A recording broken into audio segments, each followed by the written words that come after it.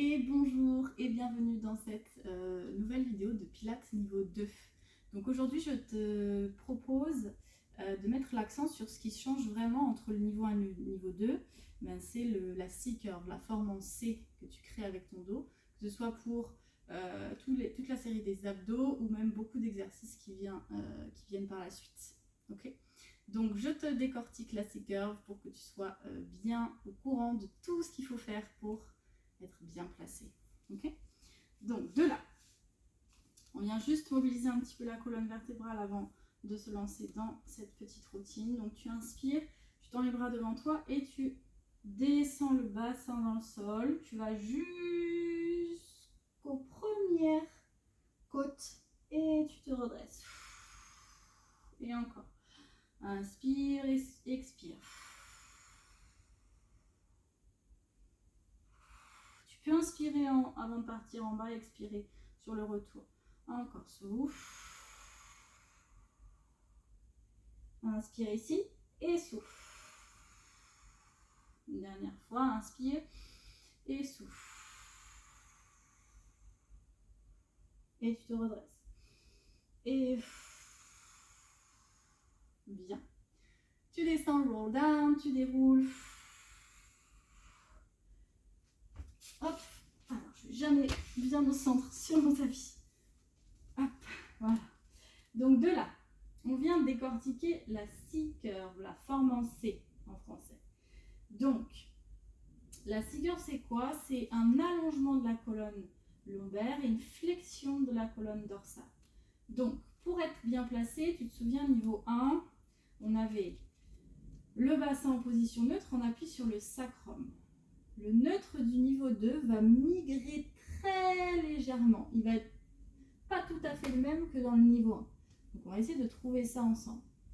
Donc, tu reprends la posture de base, les jambes fléchies, le bassin neutre, les épaules bien longues, bien loin des oreilles, les bras tirés vers l'avant du niveau 1. Okay, de là, tu connais. Maintenant, tu vas faire le imprint. Ce qu'on appelle le imprint, c'est la très légère migration de ton bassin avec l'activation de la cage thoracique qui va descendre dans le sol. Donc finalement, je ne sais pas si tu arrives à voir, mais là, mon espace dans le niveau 1, il va être un peu plus grand que dans le niveau 2. C'est logique parce que quand tu vas monter dans ta C-curve, tu vas avoir l'activation des grands droits en plus du transverse et des obliques qu'on avait dans le niveau 1. Les obliques, ce n'est pas seulement les muscles qui servent dans la rotation et dans l'inclinaison, c'est aussi ceux qui permettent d'abaisser les côtes. Et oui, parce qu'ils sont insérés sur la cage thoracique jusqu'au bassin. Donc, logique, quand on monte dans la C-curve, on vient tirer, allonger la nuque, faire un petit espace ici. On n'est pas, moi, vous allez voir que j'ai tendance à un petit peu trop casser ici, parce que j'ai pas forcément de douleur, mais on essaie d'allonger la nuque.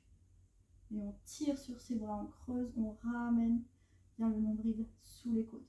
Donc, vous allez sûrement sentir qu'au début, la C-curve, ça demande du temps à ce que les muscles, du coup, finalement, se renforcent et qu'on n'ait plus cette sensation d'étirement. D'accord? Mais il faut aussi être très bien placé. Parce qu'il suffit d'un tout petit angle de travers pour qu'on lâche la C-curve et que, du coup, ça nous tire trop dans la nuque. Donc, regarde bien. Tu creuses le ventre, tu commences par bien remonter, tu abaisses tes côtes, tu fais le léger imprint. Donc là, regarde, si je me place bien dans le niveau 1, du neutre niveau 1, neutre niveau 2, je descends ma cage, j'ai une très légère rétro qui se fait, je vais tirer sur mes bras, enrouler la tête et monter pour planter la pointe de mes omoplates dans le sol. Là, je suis bien placée, il n'y a rien qui bouge, j'étire ma nuque. Je suis un béton. Je suis en béton au niveau de ma petite boîte, ok? Et je redescends, juste ça. Inspire, lève la tête et souffle. Tire sur tes bras. Et tu redescends. Encore, inspire, creuse, souffle. tu allonges, tu étires.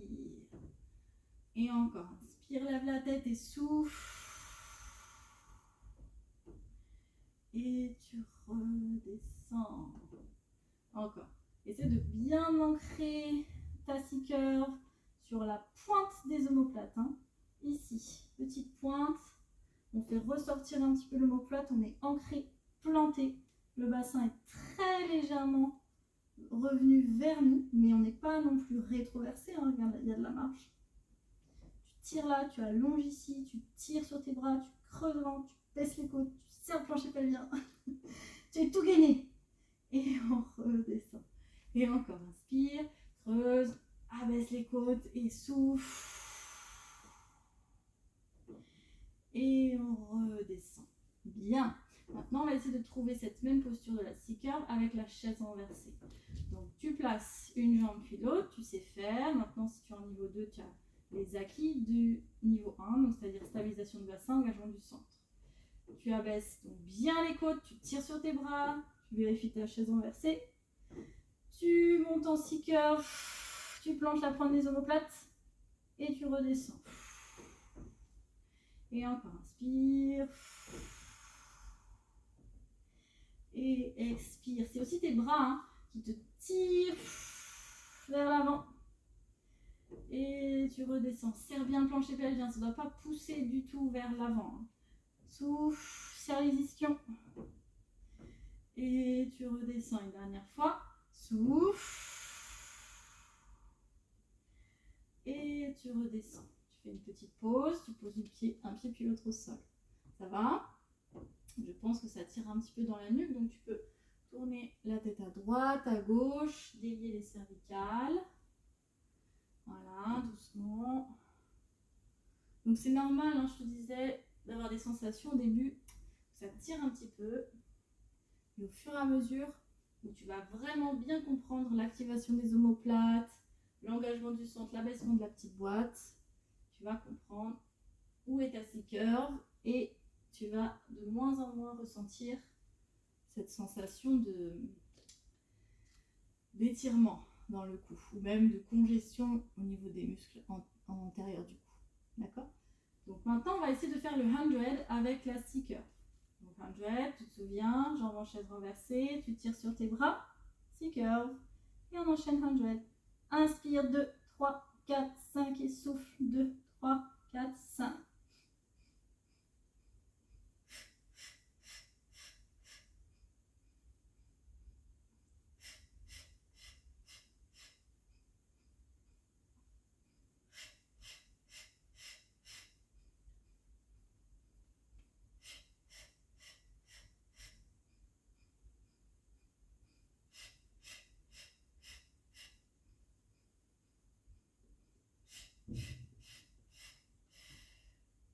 Et on pose un pied puis l'autre. Et on redescend. On n'a pas fait la série des 100 parce que c'est déjà pas mal hein, pour une première. Allez, on peut continuer. On inspire. Alors, si on veut travailler le roll-up niveau 2, on tend ses jambes, on tend ses bras. Inspire ici et souffle. Tu te redresses et tu plonges vers l'avant. Alors, soit tu peux avoir les jambes serrées, soit les jambes en ouverture, mais c'est plus facile au début d'avoir les jambes serrées. Et tu peux placer une petite serviette sous tes lombaires. Donc là aussi, on va se servir de la C-curve pour la fin du roll-up. On vient en fait finalement arrondir le dos et tirer sur sa nuque. D'accord ? Pour redescendre ensuite.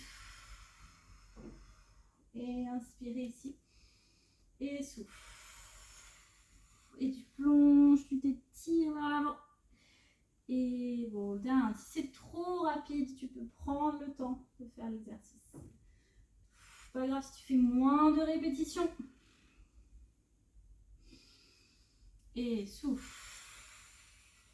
Serre bien ta ligne centrale, garde les talons collés.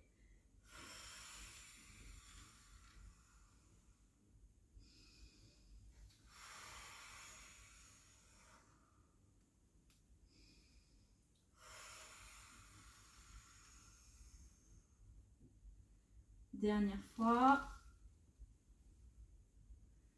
Et tu souffles. De là, tu attrapes tes chevilles, si possible, sinon tu attrapes tes tibias ou tes genoux ou tes cuisses. Ça m'étonnerait, mais c'est possible, donc c'est pas grave. Tu fais en fonction de ta souplesse. Et de là, tu viens presser tout en remontant, en essayant de remonter le nombril pour étirer bien la colonne vertébrale. Et tu te redresses, tu allonges le dos. Et encore, souffle. Inspire au centre et souffle.